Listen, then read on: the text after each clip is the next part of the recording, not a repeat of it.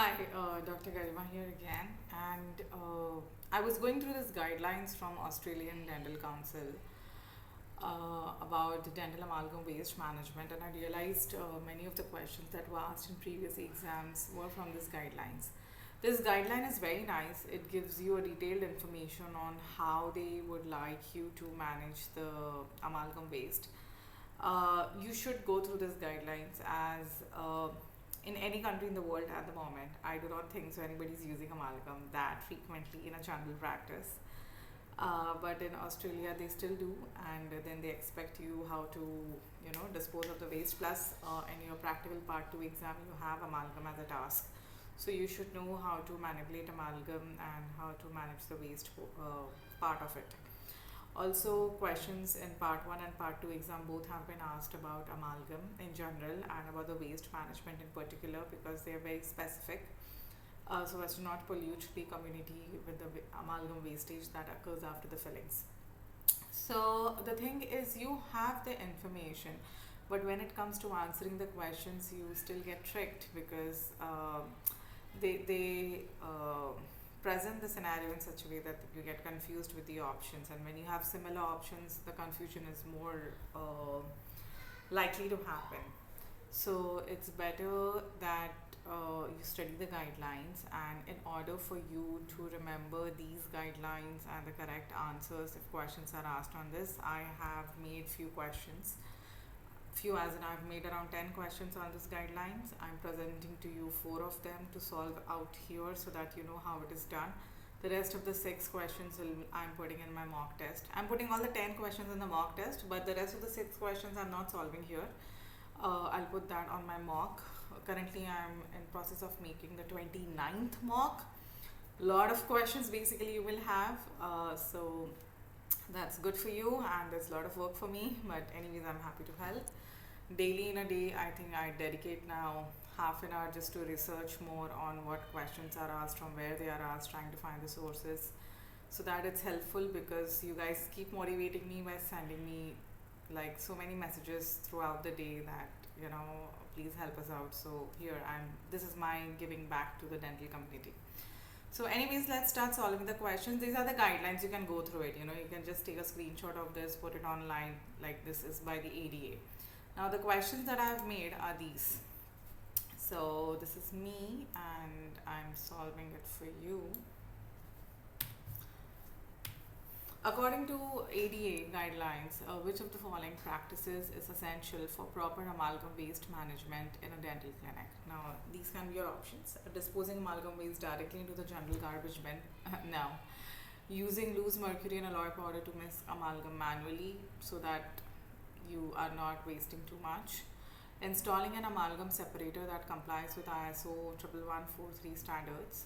Cleaning suction lines with bleach or chlorine containing cleaners. Now here, you can get caught between option C and D, but the guidelines clearly say that you have to use an amalgam separator that complies with the ISO 11143 standards. What type of amalgam should be used in dental practices according to ADA guidelines?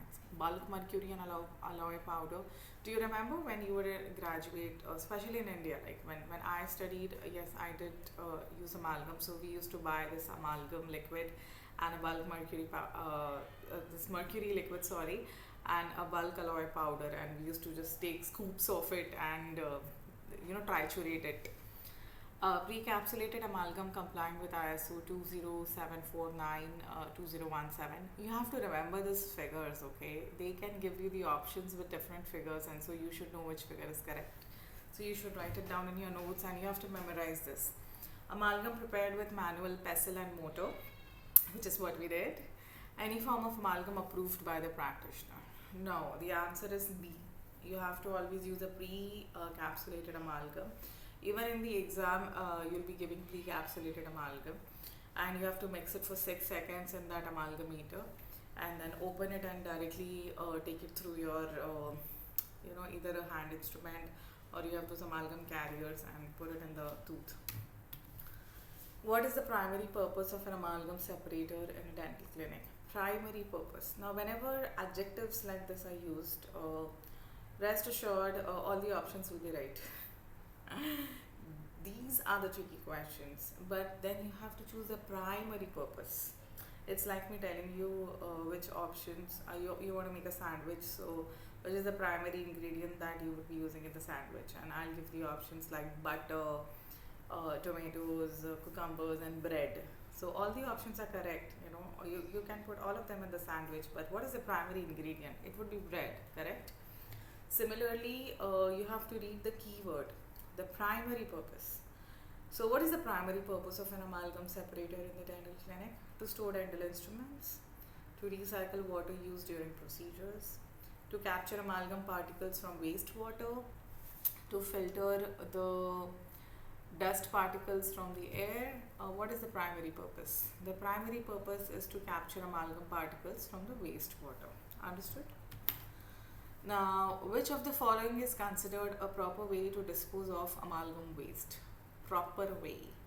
Flushing it down the sink, burning it in a clinical waste incinerator, collecting and sending it to a licensed mercury recycler, disposing with general biomedical waste. Option D is not incorrect, but a proper way would be to collect and send it to the licensed mercury recycler. Flushing down the sink is very wrong, because then it goes and gets mixed with the general water waste, which gets disposed of somewhere where, you know, it would be at large, be free in the environment and exposed, which is not right. Burning it in clinical waste incinerator, no. So it has to be sent to a licensed mercury recycler. So that's the right answer. So I have more 6 questions on this, like I mentioned, but I'm including that in the mocks. I'm not releasing out fully here, because I'm yet to finish making the 29th mock comprising of 60 questions. And once only that full mock is made, then I'm solving all the mocks anyways, but I'm going sequence wise. So I would like to follow that sequence and not, you know, it's and bits, take random mocks and solve questions. Then it becomes difficult for me also to remember which questions I've solved and not.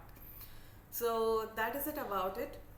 Hope this helps you, and I think the way I've made my last 3 videos, I've gotten a better feedback from all my candidates saying this is the way they want me to teach, so I'm continuing teaching this way. First telling you the concept, telling you the resource, and then solving questions about it, so you have a comprehensive knowledge about that topic. So whenever any question is asked from any of these topics, you can just solve it and not be like underconfident that you don't know about this topic, because we did solve it, right? So I hope this helps, and like I mentioned, if you want any other topic for me to discuss, just write in the comments and will do it. You can join my Facebook group. I approve the request once in 2 weeks, and you can always email me on adcwrittenmocktest@gmail.com. Thank you. Bye bye.